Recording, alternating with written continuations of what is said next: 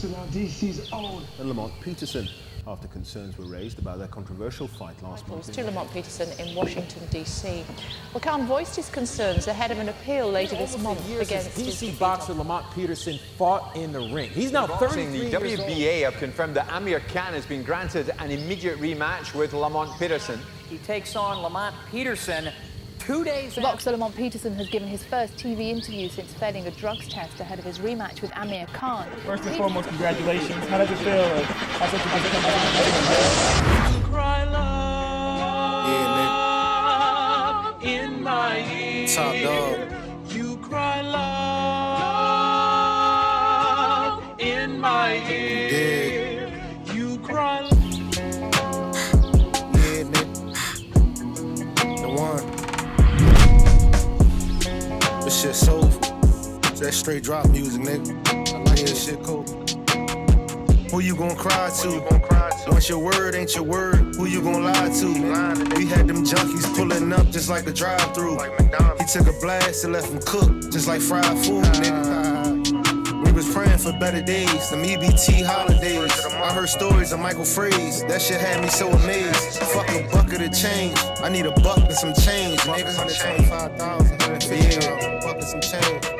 There's food for thought, you gotta digest it. And the streets used to be real, but now it got infested. I pray for Uncle Smoke, I'm overjoyed that God bless. My name is Lamont Peterson, and we're in Brandywine, Maryland. Somewhere far out, further than my boundaries, but I'm enjoying it out here.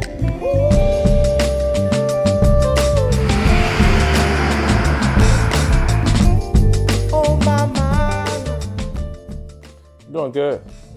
Just anticipating this day at this point, and knowing that it would come someday, and I'm excited to just get things started. We out here renting a property in anticipation of maybe sometime next month, purchase land, build a home, and develop just life in all aspects of being able to explore and do things on that property for generations. As soon as I retired, my brother asked me if I can help him out with his career. My brother's a former fighter too, and of course I was gonna jump on that opportunity. We was feeding off each other for over 25 years in the sport. As soon as I got into that, and I guess our connection with each other, with the trainer-fighter dynamics to it, it opened my eyes to a few things, and I was starting to see the game a little different. There's a lot of fixed ways in boxing. There's nothing wrong with being fixed, especially if it's something that's worth standing on.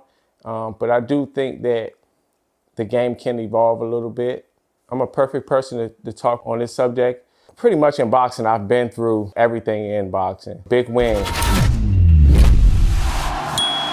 big losses.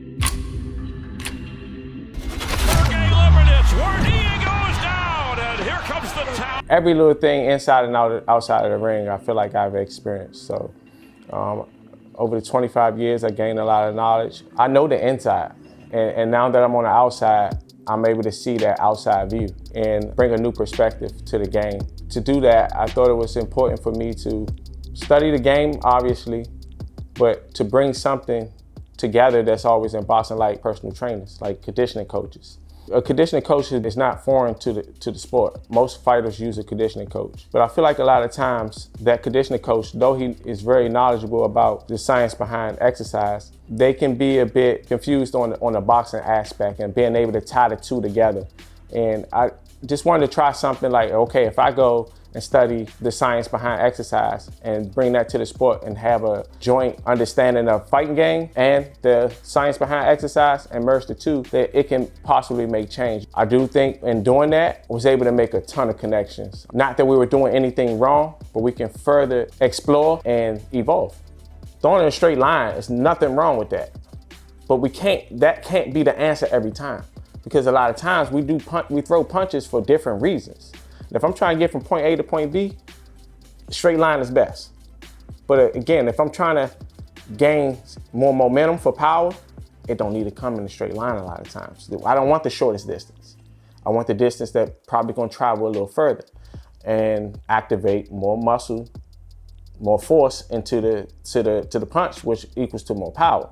So if a straight line here, certain muscles gonna contract, right? And helping me pushing this out. If I do this and it's down and it's coming up, now I got a bigger muscle like the lat coming to help with that, and that's gonna bring more power. Stepping away from the game and having a wider view on the sport was key to this type of understanding. A lot of times when you're immersed into the sport or anything that you're into, it's hard to see the things that's happening close up, right? We only can look so far to the left or to the right or anywhere else. So it's a lot of things that go over your head.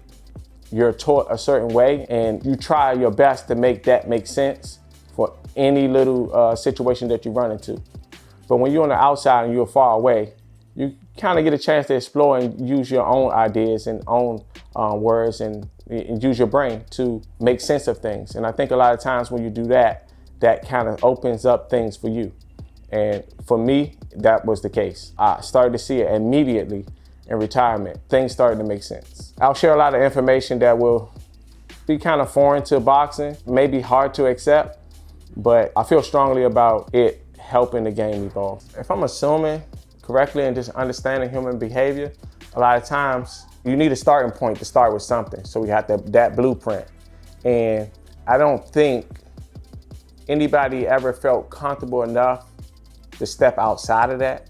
So it just get repeated year after year, decade after decade, fighter after fighter. But then we have a lot of examples of great fighters. Anybody that you can say, oh, he was a great fighter, all-time great, they kind of did things their way outside the box. But a lot of times in boxing, you get taught, just say for instance, Pernell Whitaker is one of the fighters that brought me into that mesmerized me to be like, look, I want to do that. He made it look fun. He was a defensive wizard, right? And he made it look, he brought more art to the game. Right? So that kind of attracted me. It wasn't brutal, but he was putting on a show and he looked like he was just having fun. So say if somebody was watching him, right? This is a hypothetical thing though.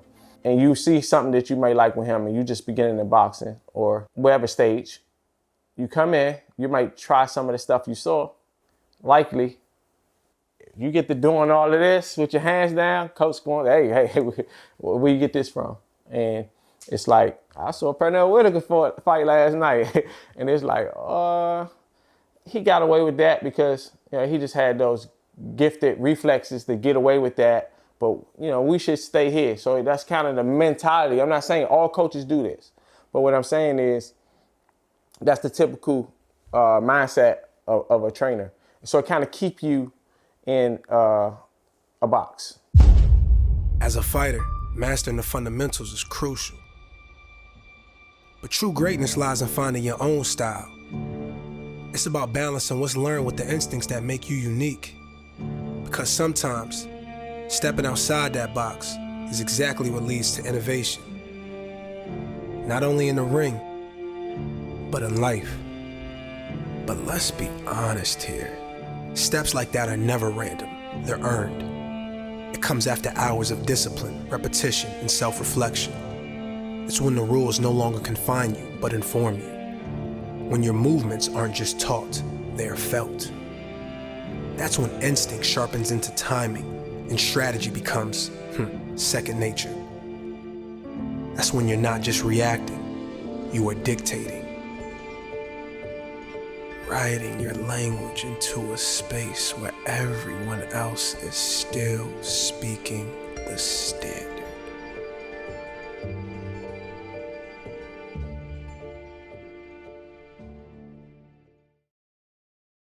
I've seen mostly, fighters,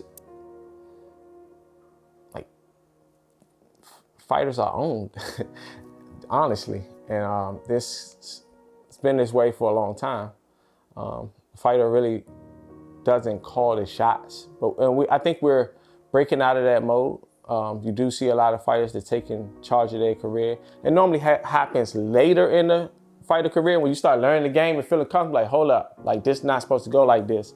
But now I'm starting to see a lot of younger fighters take charge of their career, and it's refreshing to see. But I definitely feel like fighters do have less of a voice, more so than a promoter or manager or anyone else that's involved. But that shouldn't be the case. the fighter should always understand that the show don't go on without them. A fighter can fight without a promoter, manager, whoever else, trainer, but none of them can do their job without the fighter. So this is always good for a fighter to understand that. And the fighter's the only one taking the real risk. You're taking a real risk. And you can't, the fighter is the only one taking the real risk. And no matter if it's a financial thing or something on another end, or someone else end, or the job, the role that they're playing, your life is most important. So the person that's putting their life on the line should dictate the terms of them putting their risk in their life and putting it on the line. Can you address the spiritual aspect of boxing? I think the spiritual aspect to a fighter in the fight game is an important component. Probably the most important. Your purpose for participating in a sport where you put your life at risk. That's the strongest drive that you can have. Some people's it's family. It's they live in circumstances. Some it's just pride. Some finances. So that thing varies. But having a practice off of that, whether it's religion, meditation, or anything like that that can kind of help lift you spiritually, is key. More important than, honestly, in the gym, learning the 1, 2s, and 3s and all of that stuff. I do feel like that, and that's something that don't get talked about, but I think at some point we'll shine in on that too. Do you think that people really want to understand the game in a deeper way? Or is it all just entertainment?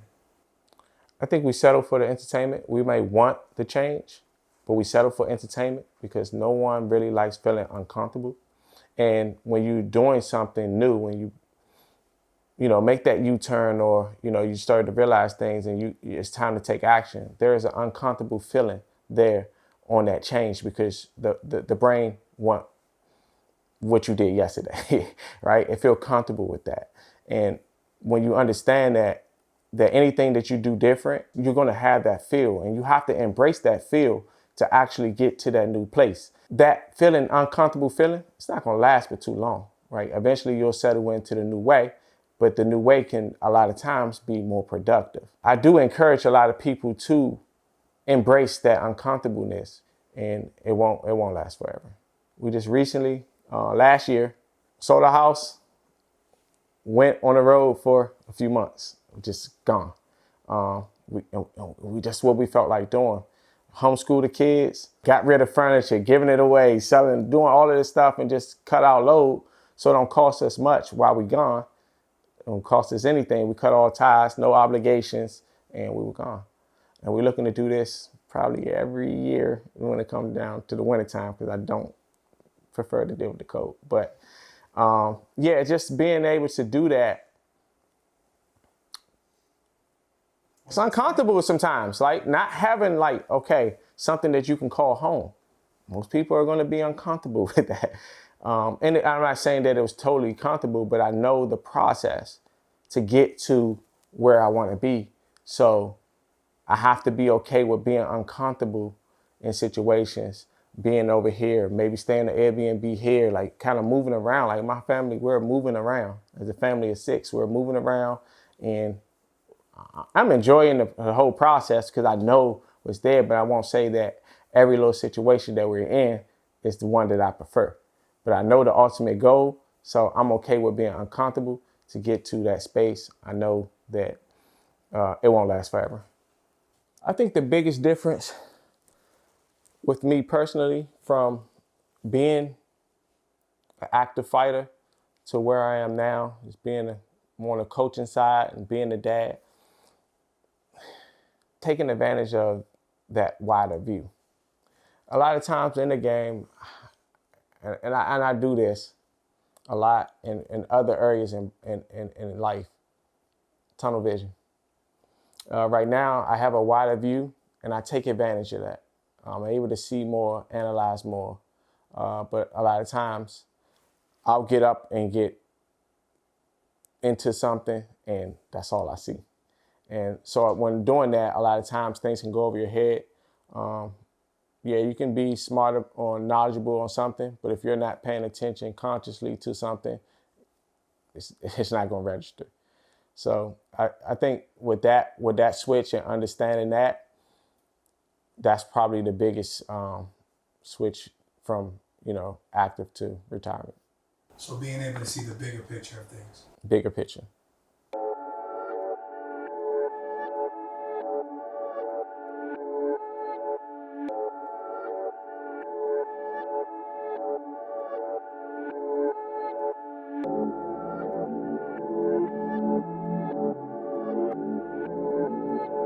He must have did something right.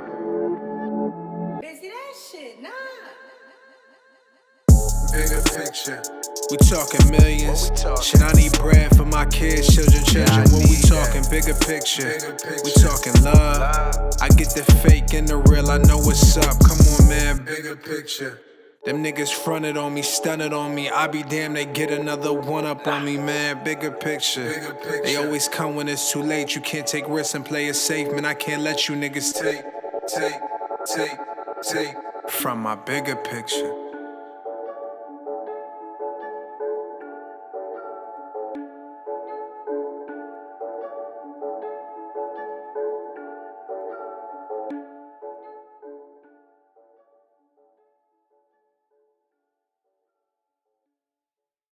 Alive than I ever been, If I'd have felt like this when I was in my 20s, we'd be talking about a whole different ball game here, but I'm just loving life right now. I feel like I'm the universe's favorite baby right now. I don't know what else brings, but I know right now, the universe been looking out for me solid. Me and my brother been in the game for so long together, as he just mentioned, for 20 years. We didn't have a conversation outside of the game until I was 30 years old. That's 21 years into the game where they're like, hey, and then fast forward 4 more years later, that's when he became my coach. That was March 24th of 2019 when for the MGM Grand. And I came to him and told him, I need your help, because he understood what I was saying, but nobody else around understood. They thought I was just saying it just to console him because he was in the defeat. Nah, there's no way, bro, that we put in all of this work and went over all of this knowledge and got this type of results. We scored a D- that night, all categories. How did this happen? So, man, my brother, we went underground and we put our heads together and came up with this, and that's why I'm here to, express myself and explain how he got me to think, not only in boxing, thinking outside the box, but in life, on everything I do, whether putting deodorant on, scraping gum off the cafeteria floor, selling Girl Scout cookies. I think outside the box on everything that I do. I trusted him because I seen it already. Lamont was taught to be a coach, not a fighter. I seen it from the age of 15 years old. When he was 15 years old, people don't know he literally sparred Riddick Bowe. Think about that. He sparred Riddick Bowe in Riddick Bowe house, in Riddick Bowe, a little bit out of his prime, just a little bit, wasn't too much. I think Riddick Bowe was maybe 29, 30. True story. I could demonstrate for you how he did it. He kissed his fist, touched the ground, hit Riddick Bowe with an uppercut. He threw a hook, he rolled out of the side. And you know how when Achilles and Hector was fighting, he jogged off. That's exactly what he jogged off I think he was 17 at the time, it was 2000. Yeah, I was in my zone at that age. Yeah, he was 17 I was at the time. contemplating on a way to jump through his legs and leave the ring without him knowing. I was waiting for the opportunity, but I just never got the opportunity, so I didn't do it. And I always thought that he had a personal thing for that because, Holyfield was his man. And if you look back, I'm gonna give it all. If you look back you take Lamont Peterson fights and Holyfield fights, before they fight, they got this little evil smile on them. I don't know if he did it subconsciously because he watched Holyfield so much, it's almost like I'm ready to really fight. I'm mad, I'm happy, but I'm about to fight, but I gotta be the toughest son of a gun out here. You know what I mean? It's the same thing.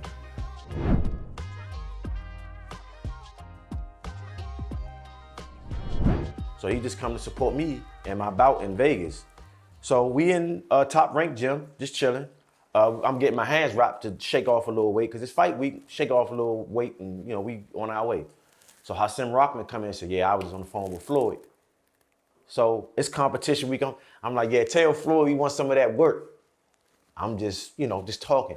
He said, I can get him on the phone if you. I ain't about to be like, nah. I was like, man, call him. So he called Floyd. This is exactly how he went. He said, hey, Floyd. He was like, what's up? He said, man, I got these 2 Peterson brothers over here, man, said that they want some work. They trying to spar you. What's up? He got quiet for about 10 seconds. He said, Floyd, can you hear me? He said, bring them 2 little motherfuckers over here, man. Bring them 2 little motherfuckers over here right now. I got hot, because I'm like, oh, it's a whole different. He lived for this. Like, this his world. I'm like, oh. So we get there. We go to Chinatown with his gym at. We didn't go that day. No, we did. I promise you. We left that junk. I promise you, bro. We left that junk because it was 2 days. It was 2 days. We left that junk and went straight there. And then we got there like we was about to leave because he took too long. I'm like, man, I gotta cut weight, blah, blah, blah. So here you go, he come in. He said, well, let me see what we got. Muhammad Ali got what, 5 losses? Ray Robinson. Talking trash. Ray Robinson got stopped by a light heavyweight. He said Ray Leonard lost to a lightweight. Duran, what did that make Floyd Mayweather? The best ever. And he had like a handlers with him, the greatest, blah, blah, blah, blah. He just talked. I'm like, now we send it in real time. I'm like, wow. So he coming to my face, and it's fight week for me, so I'm antsy, I'm on weight. I'm like, look, I better get him for him in one of these real street jumps. Like, so I'm like, I ain't even sparring you, blah, blah, blah. We arguing. So Lamont quiet, getting his hand wrapped the whole time. So he come behind Lamont. He said, oh, you ain't sparring? Oh, but your brother, he gonna get this work. Like he turned Lamont smiling like, all right. So they get in there. Lamont ain't have no gear. They went, found him some big 18 ounces gloves. Floyd had 14 ounces. Lamont had an amateur headgear on, no cut. Go in there and go. The first fight, the first time was like it was good. It was good to see somebody giving Floyd the best work he ever had in his life. People was in awe. But I'm like, this not even the best of him. Y'all don't even know. So the next day kick off, and I'm talking about him and Floyd was getting it in. I'm talking about, never seen the willpower like that a day in my life. I've seen all of these guys, and I seen Floyd in real time. Best will, Floyd coming back to fight. Floyd will was broken. I'm talking about broken. It was so bad, I got on Floyd's side. Come on, Floyd. I'm starting to cheer for Floyd. Come on, Floyd. Like Lamont, you can't do Floyd like that. We got a coach who was literally telling Floyd, you looking like a sparring partner, champ. Him and Lamont traded hooks one time. His head gets shift.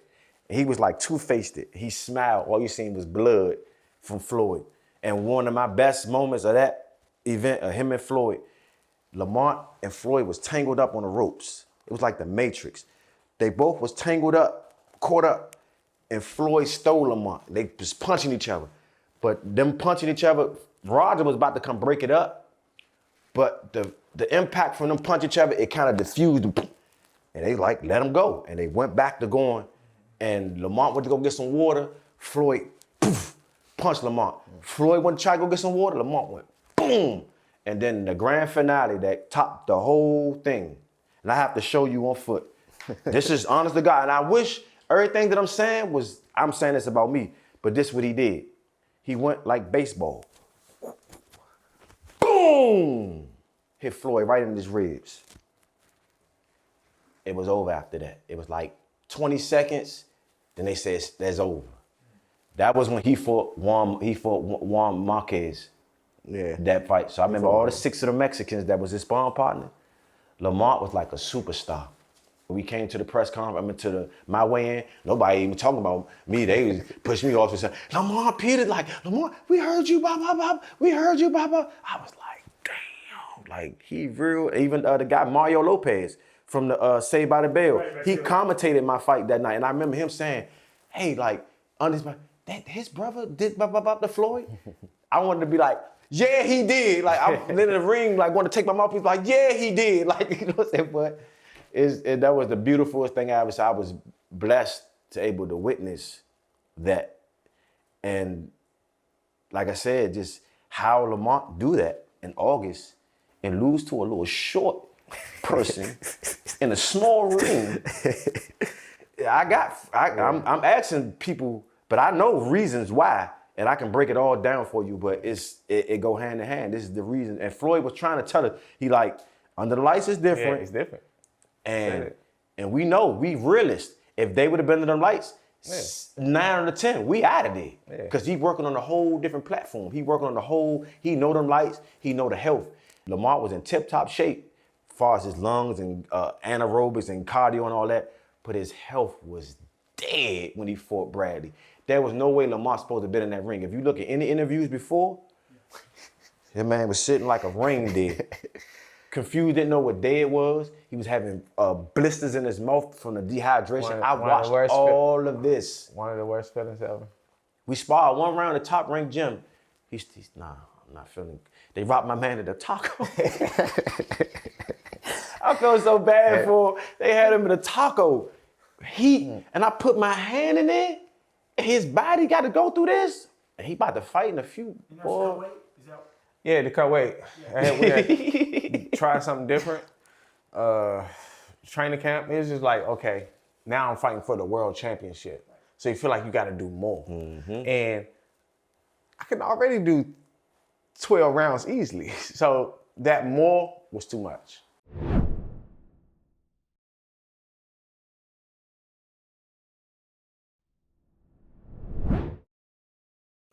Well, my boxed out opinion on Manny Pacquiao, I don't feel like it ever been discussed.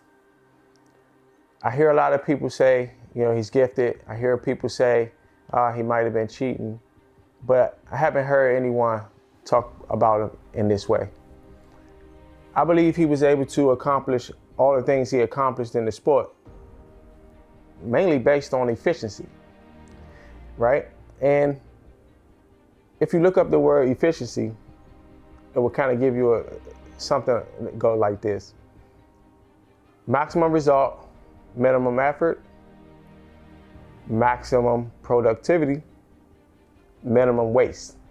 If you're going to spend some, get the most for it, right?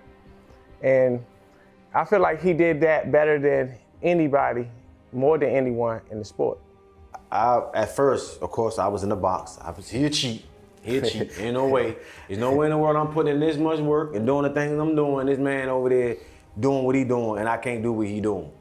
See, in Pacquiao's case, he took a more rounder approach. Like, well, okay, this is taught from here and place it here, right? But with him, you'll notice his hand started here. He comes up like so and lands his punch. He's doing this slowly. I mean, we're obviously fast, but this is the motion. You see what this resembles? So now we can start to think about why our car tires are round. It recycles energy, right? Just think about it. We step on the gas, right? Just one time, 1 second, and we let it go. What's gonna happen? Is your car gonna continue to roll, or is it gonna stop on a dime, right? It's gonna keep rolling. But just now imagine if our tires were a block, squared. If we hit the gas and stop, it's gonna go, boom, stop, energy stop, right? No momentum gain. And then to put energy into it again, boom, and it will continue to go on. And you can see how inefficient a square tire would be. So just think about boxing. Output takes energy, right? This is the traditional way we teach it, right? Then you're gonna have to decelerate this momentum, and then you're gonna have to use antagonist muscles to bring it back. Energy out, energy to bring back. Let's talk about Pacquiao way. He might spend more energy to get to your chin, more muscles involved because he got to go up and out, right? So just because he put more energy out doesn't mean that that's the end of it. He goes more energy in, but what he does is let it free fall down, no energy coming back, right? Momentum is gained, right?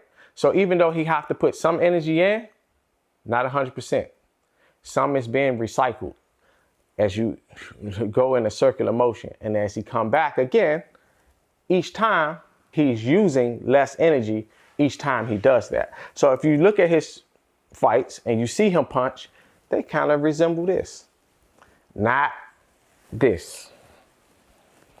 This is what I mean by efficiency. Who's gonna notice that and understand it? Going back to that conditioning coach, You understand these things I'm saying, but are they going to tie it to boxing? No. Even if he said it, the coach going to listen to him talking about throwing a punch? No. He's outside. Like you hear what they're going to tell him is, you here to get him in shape. I got this, right? We don't understand that, right? So we can't teach that. So we're going to criticize that. When it comes to Pacquiao speed, I think a lot of it is genetics. We do have, in human anatomy, we do have different muscle fibers. And sometimes, I guess genetics dictates this, how many fast twitch muscle fibers a person get versus slow twitch muscle fibers. And if it's a person who has a lot of fast twitch muscle fibers, then he's going to naturally move pretty fast. And I think that's just something that he brought into the game that was probably from genetics. In the traditional way, we judge constant motion as wasted energy. But what if I told you Pacquiao was actually charging himself up? It's been times when I sparred, sometimes it's hard for me to believe, right? But when I would get into these crazy amount of rounds, I typically would pace the ring, not understanding why. I thought it was just more of a dominance thing, showing dominance. But I'm starting to think back now, it's like, was I charging myself up? Likely so. Another fighter I saw recently do it, Keyshawn Davis, up-and-coming fighter. Well, not up-and-coming anymore. He's here, and he's going to be here for a while. Just recently won a world title. I watched him spar, and he was getting into that crazy range of rounds. And what did I see him do? Same thing, pacing hard. That's steady state, right? So going back to Pacquiao, with him bouncing back and forth, getting criticized for that, he's actually creating ATP while you're sitting, wasting ATP to hold your stance. He's creating, you're wasting. Who's going to have more energy? Who's going to last the longest? Who's going to have more stamina, right? So if we can take from this and understand this, maybe we don't train as hard. I'm not saying that you don't need to train, but we all fighters flirt. It's a thin line between peak shape, overtrained, and we flirt on that line too much. Maybe we don't have to play on that line as much if we just understood efficiency. That's just my take on that.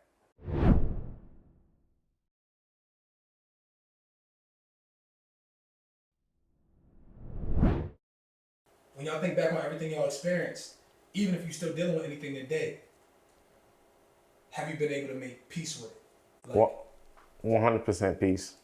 I was able to make 100% peace of everything because it all makes sense. It led me to this point, and I'm proud to be at this point and be the person that I am now. If you ask me to trade in this perspective that I have and the way I look at life and look at myself, and for all the things that I wanted to grab from boxing or anything else in life, I wouldn't do it. And I know that's kind of cliche to say, but I wouldn't do it. And that's an honest feeling. For me, I felt like just with that, I feel like I have no regrets at all because, like I said, I have to keep it 100. I never planned on being in boxing at all. This was an accident. Like, man, we 13 months apart. So genetically and scientifically, you're gonna, and it's boys. So you're gonna kind of do what the older sibling do, especially how close we were. But the only thing I didn't want to do was stay that long in boxing. I did not attend on, I promise y'all, I woke up one day, I was 30 and old, living on 30th Street with 30 nasty habits, you hear me? Like, and this is what it is, like, wow, like, they depended on that. And I know from Jump Street, he was the fighter before boxing. Every time I turn up, a crowd running down the street, your brother fighting. I go down there, either it's over or he beating somebody up, like, what's going on here? But I knew for sure entertainment was my thing. Boxing was never, you know, but I'm glad that it led me through because I was able to entertain a few people. Sometimes it'd be so crazy to me walking down the street and I'm just a little guy, I'm only 5'8". People would see me and act like I'm 10 feet tall. Anthony, oh, I'm like, I gotta remember, oh yeah, damn, I did that for y'all, right? But it's like, it's so much other stuff that I wanted to entertain people on, but boxing was definitely not on the menu. Not even, you know how people got plans from A to B, and it wasn't even on the plan A to Z chart. Like, but like I say, you don't know where things lead you to, like where it took me, it took me to a point where I look at life now, I'll take it how it is, because if I'd have did something else or would have got anything else out of boxing that I was yearning for, I don't think I would have been able to, you know what I'm saying, see the real reality of my life. I'd be seeing realities of other people's lives and perspective they putting on me, how I supposed to live, the image that you talked about earlier that I gotta come into. Nah, I'm strictly Anthony Peterson. I'm speak my piece, whether it's ugly, good, or, you know, cold, I talk it. So definitely I have no regrets at all. Everything worked out the way it worked out. When you set out and you got goals, long-term goals, you start from a kid to you get older, you want it exactly the way you want it. And then when time passed and I got to that point and I didn't have it, it was like, But then as a little more time passed, it was like, I'm kind of glad it didn't happen, because I can only look back and say, look, I wasn't ready. I wasn't ready for that. Yeah, for sure. And when it came, it did come at the right time. So yeah, it just patience and all of that, and just for me, I learned that things are going to happen, but we can't really dictate. We shouldn't try to dictate exactly when it happened. It's always going to line up at the right time. So, I mean, right now I would tell a youngster, just, you know, make sure, that's definitely dealing with boxing. Make sure that you dive into your whole career. Like you said, the business. Cover all bases. Cover all bases, because it's something that I wouldn't let any of my kids do, as far as a total job, your only source of income, because, you know, boxing, it don't requires any academics. As long as we fill out the paperwork to be professionals. That's powerful for you to say that. You know, and not soon, but shortly after that first year, it was like, do we even want to fight anymore? The business part of it made it like it's really how we felt, and we just looking like, we done put 10, 11 years. Look, at this point, we put 11 years in, like, you know, at this point, we gotta, you know, muscle through. It's the best thing to do, but really it took the fun out of it, the enjoyment of fighting. That's what drew me to the game. But that was quickly that 11 years will turn into 11 years on top of 11 years real quick in boxing. I'm 40 years old. I cannot believe I just said that. Like, being like, hearing all these guys saying, well, you gonna blah, blah, blah. We passed that. But like I say, I'm happy that everything went the way it went, because if I would have been a world champion, if I would have got any of what he had, oh, that'd have been a downfall. At a certain time, it would have been, it could have gone a different way. Right. And not in a positive way. So he. Especially where we was at. Did you guys know? Let me tell you real quick. When he lost to Timothy Bradley, the first championship, we went back to Naylor Gardens, 30th Street. When I lost to Brandon Rios, we went back to 30th Street, Southeast, one of the worst ghettos you ever gonna see. When he fought Lucas Matisse, we went back to the same place, 30th Street, Southeast. When he fought Kendall Hall, I can give you all these dates that he fought too, on everything, so everything is accurate, everything is there. When he fought Victor Cayo, we went back to the project. These were televised big boy fights. When he fought, now this was the most staggering thing to me that hurts my heart the most, and I gotta hold it together right here. December 10th of 2011 in Washington, D.C. That's when I watched Lamont and Khan beat the prime out of each other. Go to the GW hospital. Yeah, they went to the GW hospital. Lamont went back to the projects before the sunrise. He was back around 30th Street, first floor, drapes wide open, no security, no nothing. The world champion. Just coming from this, my biggest thing is to help not see people go through what I went through some stuff, But like I said, watching him go through what he went through, man, I just can't believe he's still over there operating the way. It's like it enhanced him brain-wise and all that. Because every time I talk to him, it's like he getting smarter. I get it, but they don't get it. You know what I mean? I just don't want nobody to go through that. Like, have to stay in your own city to get ready for fights and do all of that. All these stuff, it matters. Training in low vibrational events and places and stuff like that. You never gonna hear nobody from Montana and Maine saying, yeah, man, I had a great training camp, or somebody from LA or somebody saying they had a great training camp in Vermont or North Carolina.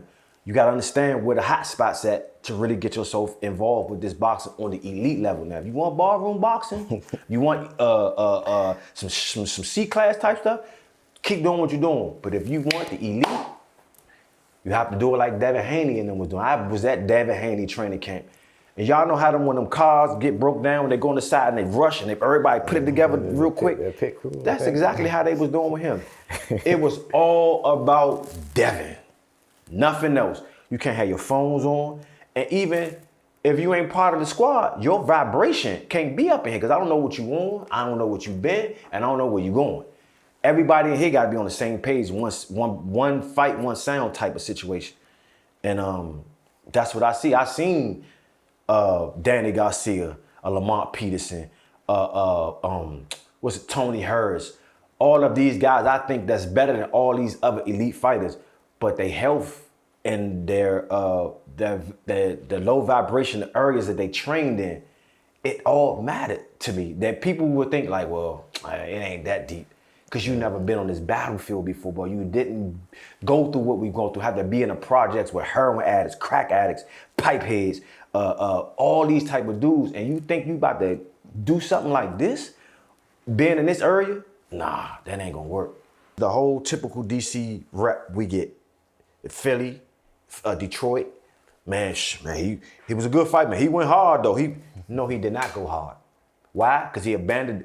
The hardest thing to do is to stick to your game plan, no matter what. Win, lose, or draw. We sticking to this game plan to this. That's the hardest thing to do. That's going hard. It's easy to just throw a temper tantrum and say, man, I'm gonna just do what I gotta do. And now you putting your physical on the line, you lost the fight because we talking smart boxing, analyzing, like just moving with the rhythm and the flow. Yeah. Now we just going all out warfare. We just about to just put my physical on the line. Now we putting our physical on the line. Your physical could be permanently damaged because now you want to go hard. Now you want to get rep and props from people who say, yeah, man. Hey. Like I said, if you hear the story, William Joppy, from Thomas, Top Dog Williams, Lamont Peterson, and this no disrespect to my boy. I love him so much, and I hope if you see this, I don't take this the wrong way. I watched Mike Fox before the even fight. I already knew what the message was going to be after the fight. We didn't get the decision that we wanted. We did what best we can do. We went hard. We did that. How many times we going to keep going through this? Till y'all really see it's just not us going in there doing the physical. And then we keep saying, y'all heard this saying in football, baseball, all sports. Oh, it's 90% mental and 10% physical. Okay. So when the last time y'all been to a gym? When the first thing you're going to see when you go to a gym is blood, sweat, beatings, grind, hard work. When y'all going to see somebody burning some sage, Phil Jackson style, got people in Indian style, going over instructions mentally. We ain't talking just going in there, blah, blah, blah, blah. We gonna get that done. We gonna, because it's part of the project, physical. But if your saying is saying 90% mental and 10% physical, why are we spending 10% only on the physical and not 90% on the mental, if it's that way? That's why I don't understand. So these sayings in boxing, like I say, to me is poppycock because it's obvious. This little saying right here is y'all not showing that.